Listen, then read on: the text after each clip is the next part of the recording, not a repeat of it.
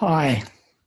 So in this video, I want to talk about what I think are some really good explanations of class society, or a really good explanation of how class society came about and became such a successful invention. And I'm going to look at what I consider to be six key ingredients which enabled class society. The first one is agriculture, restorable surplus. The next one is I'm going to call ceremonies and shamans. And then the invention of an army. I'll talk about that. Then irrigation and why that's important in setting up class society. And then the sort of military success of states in taking over areas of stateless societies adjoining to the state. And the last one I'm going to talk about is the psychological preconditions of class society. Okay.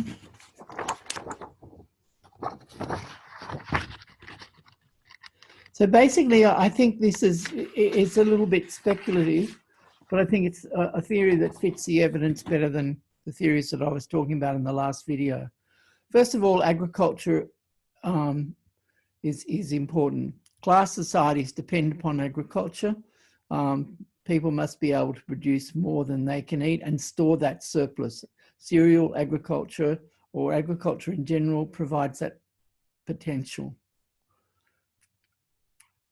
And the why that's important for class societies is that class societies depend upon the ruling group extracting this surplus of agricultural products from the subordinate class, like the peasant class, using that storable surplus to pay their retainers, like both the craft workers, but also, most importantly, their armies and soldiers and so on. The second key ingredient is what I call ceremonies and shamans. In other words, class societies were invented on a variation of a particular pattern of social life that was quite common in classless societies and has been common in classless societies, which is large gatherings which are intended to celebrate an abundant harvest or cosmic event, like an eclipse or whatever, or just a midsummer solstice or something. And they're organized by a group of influential religious leaders, which in the context of classless societies, it's probably best to think of them as shamans rather than priests. Within the original class societies where these ceremonies took place, the shamans had no power to command the rest of the population. They were not like a ruling class which could tell people what to do and could extract surplus by the force of command backed up by armed force. At all, they were merely influential leaders. They were esteemed, had status and so on. But nothing more than that.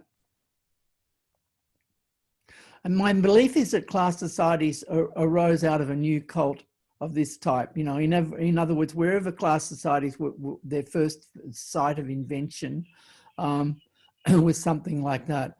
A good example is recent archaeological work in a site in Turkey called Göbekli Tepe, where there are these kind of amazingly huge stone like T-shaped things, like, I don't know, 12 to 15 feet high or whatever, and they're carved and decorated with animals, both real and mythical animals. All of this is completely Stone Age technology, and what the archaeology suggests is that people used to live dispersed in the countryside and then come to Göbekli Tepe for ceremonies at particular seasons of the year when harvests of wild grains were abundant, and that gradually they developed. They were actually brewing beer, and they developed a situation where they started to grow some of these grains in the area immediately surrounding Göbekli Tepe. So this is like a ceremony typical of a classless society, in a sense, elevated or made more extraordinary by the monumentalism of these stone statues. But in other ways, it's not that unusual. Okay. Now, what took place in the origins of class societies to change this situation, or to make use of this context, is what I call the invention of an army. And this is a process by which people's voluntary contributions to a ceremony like that, and to the shamans running it, became forced taxes or tribute to a priesthood. It's like, okay, and what is the intermediate agent which enables that to happen? That's an army.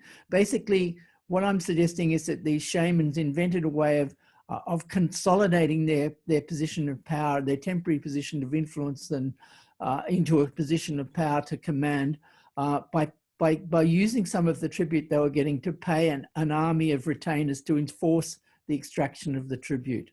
This is a key invention at the origins of class society. So what were the motives, do I think, for this kind of change? And clearly it's not obvious by any means, but what I'm saying is that, according to an earlier video, I mean, basically I think men are set up by socialization in the patriarchal household to become competitive with other men, and to kind of seek power and gain status and prestige in competition with other men. And in a sense, I think what happened was that the shamans invented a way of consolidating what was merely a temporary situation of influence, or always vulnerable to change, to make it more permanent.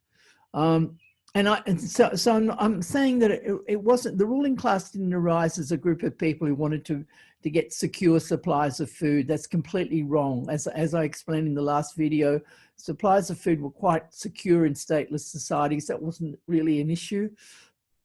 Also, it wasn't greed as we understand it. It's wrong to think of greed as some kind of universal constant of human societies.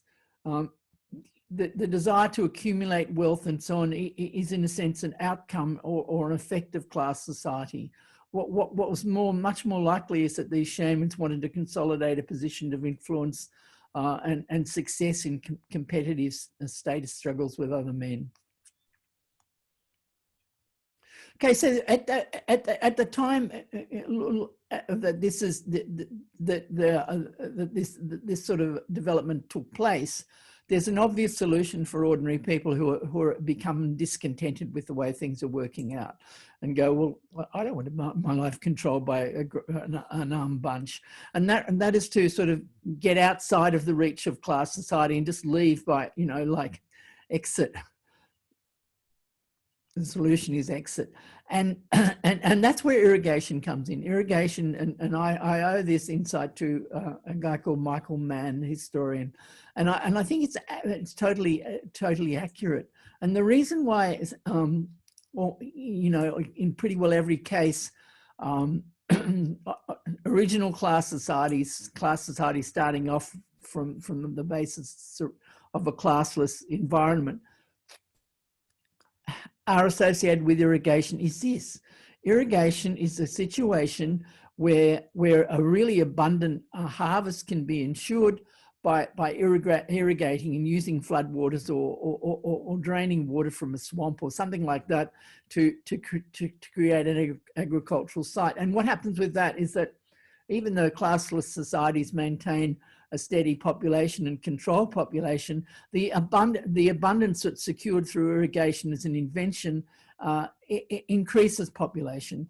Now, okay, so what happens then is that the minute a class society arises of the kind that I'm talking about, people can't escape. They can't go anywhere. Right? Why not? Because the minute they step outside the irrigated area, which the ruling class now controls, they move into desert. You know, they'll just die of starvation, and you can see this in the societies, like, you know, like looking at the Andes and as I said in the last lecture, or ancient Egypt and so on, that these irrigated villages, if you like,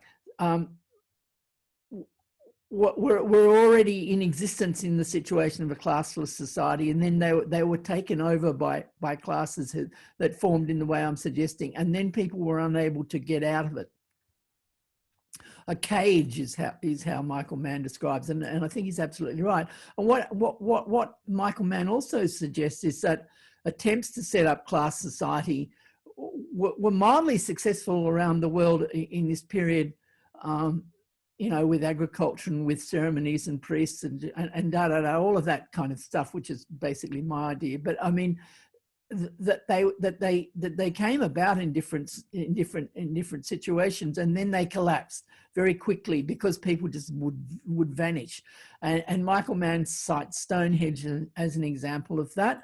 That this is a sort of nascent new development of a class society, and what happened was that after a fairly, you know, not all that long, it collapses and people go back to a much more dispersed political arrangement, much more like a classless society with villages and so on.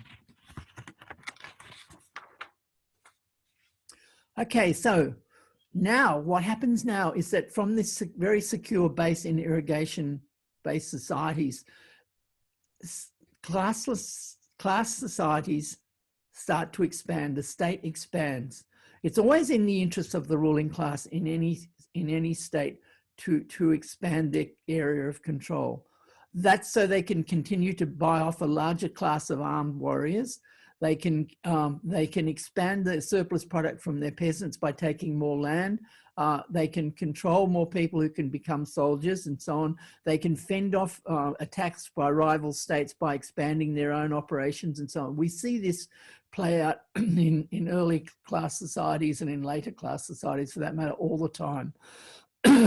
Now, why are these class societies so effective in taking over more land and turning it into another, you know, the land of stateless societies into their, you know, extending their imperium in this way? That's because in stateless societies, people live really spread out. They're spread out, population controlled. They're spread out so that any climatic event, they're not going to run out of food and so on. So, but however, in the early class society, there's the population density. As I've said before, the ruling class has a motive to expand population. The peasant class also has a motive to expand population. And from the point of view of the ruling class, what they want to do is consolidate as many people as close to the city, to the urban center where their political power is centrally located, so that they can send an army out, you know, on foot in a day's march out to the periphery and come back and control people in that narrow sphere. They expand their population, right? So this class societies are really population dense compared to classless societies. That means that if the class society selects, you know, an army of 10% of their population and goes out into the surrounding stateless area to take control, they're not going to find, you know, they're going to be massively successful just because of the overwhelming weight of numbers of their armed forces. Then the second thing is that the armed forces of a class-based society are paid professionals who do nothing else with their lives but do this. Thirdly, the surplus that's extracted from the peasants is used to provide, to pay, you know, to feed craft workers and so on, who produce the best possible weapons, better than any of the surrounding classless societies have got.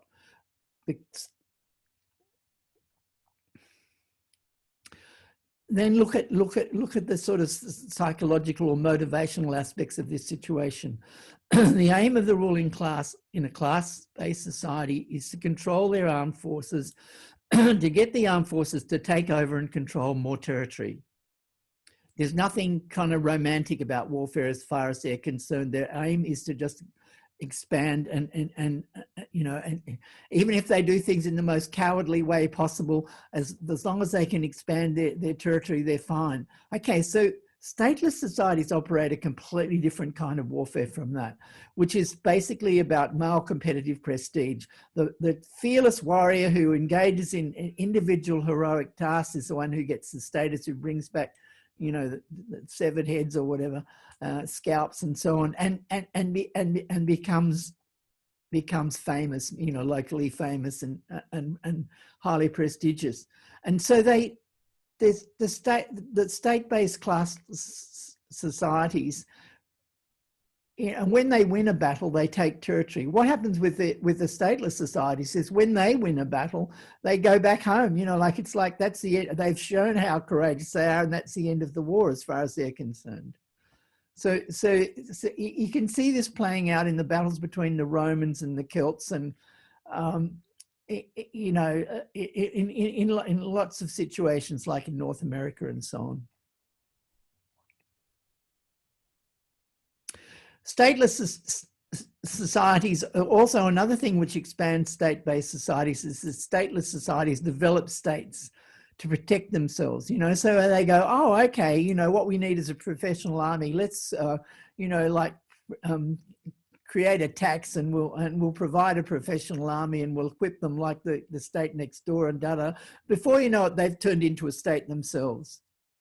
So we can see this in, say, in the Vikings, you know, like, it's northern Scandinavia, you know, like it becomes warlike society, and they go on daring do raids and kill people and bring back booty, and all of this is fine, and that all's completely compatible with a society based on chieftains and stuff like that. And gradually, you know what, before long they're fighting battles with kings and states, you know, in France and England, and the next thing you know, the Vikings themselves have become a monarchy, and you know, like and run a feudal state themselves. So state-based societies move out from these anchor points in states which initially are created through irrigation and the entrapment of the population by irrigation. So that's the reason why states and state and class societies have become more and more dominant in the globe in the course of history, from, you know, small beginnings in 10,000 BC to the present time. And the last thing I want to mention is the psychological requirements of state-based societies.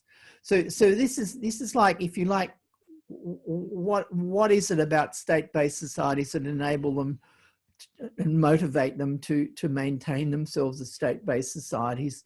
And some of this is based in things that were present in classless societies that existed before the state but took control, and in other cases they're kind of cultural developments associated with states. Okay, so I'll talk about them. So I've talked about these psychological mechanisms to some extent before, but let me go through them. Well, two of these are based in the patriarchy that's already present in stateless societies. Okay, so the family itself provides a model of hierarchy. The father's sort of remote and involved in politics and political games and competitive status games with other men and so on, and women are doing a lot of the work, especially the more boring work, and raising the children and so on. And so this is a hierarchical family. And what happens in state-based societies is that this sort of a psychological model becomes the psychological model for the state taken as a whole. The ruling class presents itself as a kind but loving father, you know, the kind of loving father who's nevertheless a stern disciplinarian and will, you know, engage in providing strong medicine when required. You know, and the model of God telling Abraham to sacrifice his son comes to mind as an example of how this kind of psychology works. But it's obviously present, you know, like in Hitler and the Führer, the leader of, you know, the father of Germany and so on. It's all over the place. It's almost like, you know, idée fixe, de rigueur. It's normal in state-based societies, and of course it operates at every level of the state hierarchy. You know, like the local mayor is the father of the council, or the local owner of the company is the father of their company, and so on. So this psychological model of subordination and deference and so on is operationalized throughout the whole of society and leads to a chain of command situation where at the top of every little pyramid there's a small king who in turn defers to a king higher up who's at the top of the next layer of the pyramid, and so on. So clearly that's an aspect of patriarchy. And what I'm saying is that psychological precondition was already present in stateless societies, leading to sort of struggles for influence and power between men in stateless societies. But it becomes it's used to a particular, to create a particular kind of psychological mechanism within class societies to perpetuate the class system. Okay, and then the second one is also a feature of patriarchy, also present in stateless societies, and that's the struggle between men to establish adult masculinity. And I've talked about that in a situation where men as fathers are somewhat distant and remote figures and involved in a lot of politics, or just, you know, staying away from the women and children who are doing all the childcare and so on.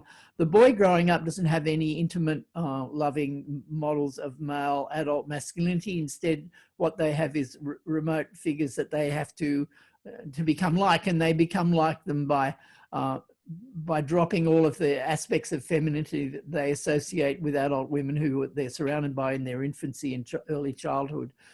Which is, you know, like empathy, looking after people and so on and so forth. So they become not like them, you know, I don't want to be like that, a woman, I want to become a real man, you know, And this leads to a competitive struggle between men to establish masculinity. Now, in state societies, this psychological mechanism is channeled to make the state work, because the ruling class treat the armed forces and the subordinate class, like the other two classes, as enemies to be controlled. You know, like they've got no empathy for them, basically. And I mean, they'd have to have no empathy whatsoever to do what has been done to the subordinate classes through history.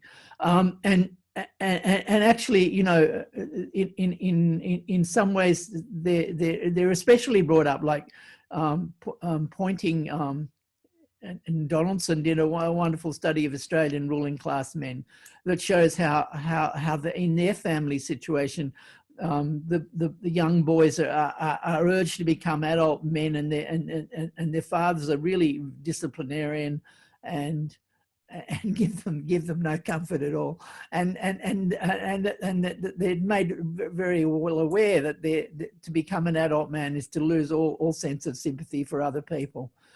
So this kind of socialization, what I'm suggesting is that it's universal throughout class societies, and it fits with this competitive masculinity, and it emphasizes it in some ways. To create this situation, and then what you also get is the casting of people outside the borders of the state as the enemy. You know, so that's used to recruit ordinary people into an army that goes and with minimal amount of sympathy and empathy goes and conquers a stateless society next door, or has some kind of war with another state-based society. In the case of the soldier class, they put down rebellions of the peasants with ferocity and so on. So competitive masculinity is channeled into the purposes of a class society. And the last thing, and I'm alerted to this by the work of Anand Hamilton with the Anbara Indigenous people of Australia, and that is that what we're very well aware of in Western countries, as part of Puritanism, if you like, but I also suspect that it's also, you know, from my reading of Roman and Greek history, I also think it's present in other state-based societies, which is that in state-based societies, children are brought up very sternly. You know, like, so let's just use the examples Hamilton uses, because that makes it really clear, and it's very recent to us in living memory and so on. But the classic thing in birthing rooms in Australia, you know, in the 40s and 50s and 30s and so on, and probably into the 60s, is to separate the baby the minute it's born from the mother and put it in a crib by itself. Okay, that's one thing. And then the second thing that people do is that they schedule breastfeeding. So in other words, the baby's put into a separate room in a cot to cry, rather than being picked up when they cry and given the breast and so on. And then not only that, but they're not even allowed to have a dummy to suck on. And this is, you know, what tough love, you could say. It's a very harsh. And what Hamilton says about this kind of behavior is that it creates an adult personality who doesn't expect other people to look after them. You know, your experience as an infant is that all of your basic desires are not met in any kind of very generous and lavish and abundant way. And far from it. You're lucky to, you feel lucky to get anything. And this leads to competitiveness between people and hoarding. Like basically you can't expect other people to look after your needs and so on. Then obviously you become very grasping, and you have to control everything and hang on to all your wealth, and you can't give it away to anyone else because you can't expect anyone else to look after you, and so on. So this creates a very typical psychological pattern in class-based societies, which we're still living with in many ways.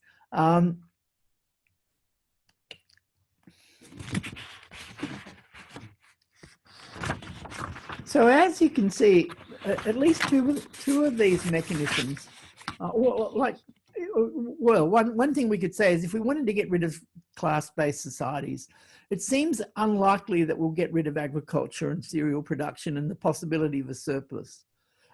And on the face of it, it seems, states rise and fall, but are almost always replaced. I mean, you'd have to say that this can be exaggerated a bit. I mean, the Mayan society, state-based society, collapsed and was replaced by egalitarian horticultural societies that lasted for, like another 1,000 years or whatever. It's like, and the same thing happened to the Cahokia in the Mississippi. Their state-based society collapsed and was replaced by egalitarian horticultural societies. So states can, it's not true that class societies can never be defeated and sort of fairly permanently replaced by something else.